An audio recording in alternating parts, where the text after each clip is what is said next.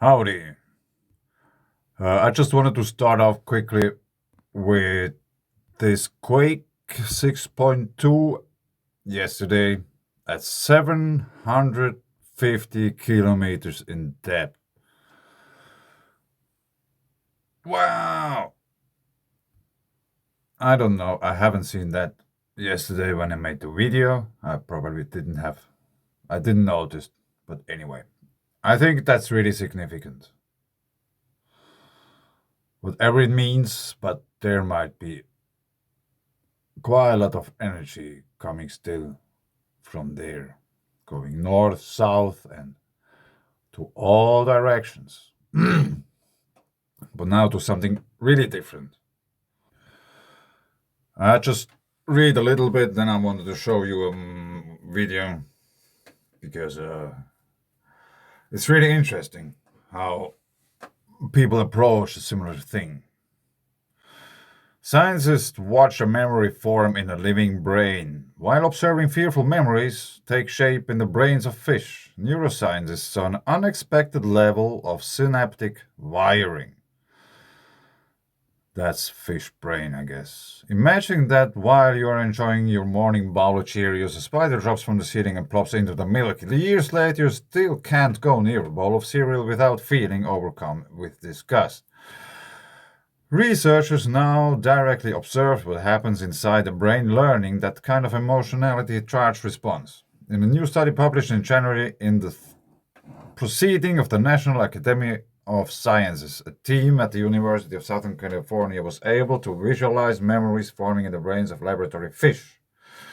Imagine imaging them under the microscope as they bloomed in beautiful fluorescent greens. From earlier work, they had expected the brain to encode the memory by slightly tweaking its neural architecture. Instead, researchers were surprised to find a major overhaul in the connections. What they saw reinforces the view that memory is a complex phenomena involving a hodgepodge of encoding pathways. But it further suggests that the type of memory may be critical to how the brain chooses to encode it, a conclusion that it may hint at why some kinds of deeply conditioned traumatic responses are so persistent and so hard to unlearn. It may be that we are looking at It may be that what we are looking at is the equivalent of solid state drive in the brain, said co author Scott Fraser, a quantitative biologist at USC. While the brain records some types of memories in a volatile, easily erasable form, fear-ridden memories may be stored more robustly, which could help to explain why years later some people can recall a memory as if reliving it, he said. Memory has frequently been studied in the cortex, which covers the top of the mammalian brain in the hippocampus at the base, but it's been examined less often in deeper structures, such as the amygdala, the brain's fear regulation center. The amygdala is particularly responsible for associative memories in an important class of emotionally charged memories that link these desperate things, like the spider in your cereal. While this type of memory is very common, how it forms is not well understood, partly because it occurs in a relative inaccessible area of the brain. I will draw now a really amazing picture. These are your feet. This is you. This is your head. There is energy flowing from the ground upwards, not as much as it should because we are using rubber at our feet. But anyway, you are producing energy. Let it be a lightning bolt. If we have an electric current, and in our body we have many electric currents since we have veins everywhere, even in our brains. So there has to be a magnetic field around the electric currents we have, which is the aura. I wanted to show you now this talk from Aileen McCusick, and I just give her the word, and then I will cut it off. You really should watch the whole video. I should recommend to you. It's really interesting. So I will shut up and we will listen to her. Field that surrounds the human body, which has been my area of research for the last 21 years. So I am the originator of a sound therapy method called Biofield Tuning. I'm the author of a book called Tuning the Human Biofield, and this is based on my master's thesis, which was called Exploring the Effects of Audible Sound on the Human Body and its Biofield. And I'm also the founder of the nonprofit Biofield Tuning Institute that we've set up to conduct research into the hypothesis that I formed from doing this research.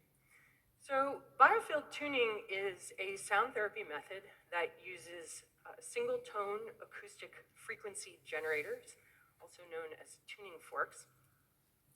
And it's been developed over the last 21 years. In my clinical research, I started off with a part-time massage therapy practice and read some books on the use of color and sound and vibration and healing, which seemed very logical to me as I had come to understand that everything is really vibration. And so if I'm vibration, treating vibration with vibration seemed very logical and elegant to me. And so I read a bunch of books on the subject and then came across a set of tuning forks for healing in a catalog and ordered them spontaneously and started playing with them in my massage practice. And I made a lot of curious observations doing this work that led me here. So it interacts with the human biofield. So biofield is a term that was chosen by the National Institute of Health in 1994 to define the electrical and magnetic aspect of the human body. And essentially what it does is it improves the signal-to-noise ratio of this system in the body, and it produces predictable, consistent therapeutic outcomes. Myself, over many thousands of sessions, and I've trained over 700 people in small classes how to do this method, and they also have the same kinds of outcomes that I've gotten, which we'll talk about. So I know that one of the cardinal sins of PowerPoint is having lots of words, and there's lots of words on these next slides, but the reason why I've done that is so that if anybody is interested, and I'm going to give you a lot of information, it's really a lot of stuff you've never heard before, and if anybody wants to go back and read it, I will post this on slideshare.net later, so this information is all here. So right off the bat, from the very first day that I picked up the tuning forks, I started to observe things that I really didn't expect to observe. And one was that the sound changed when I was moving it around the body. I'd activate the fork and I'd hold it in different areas around the body.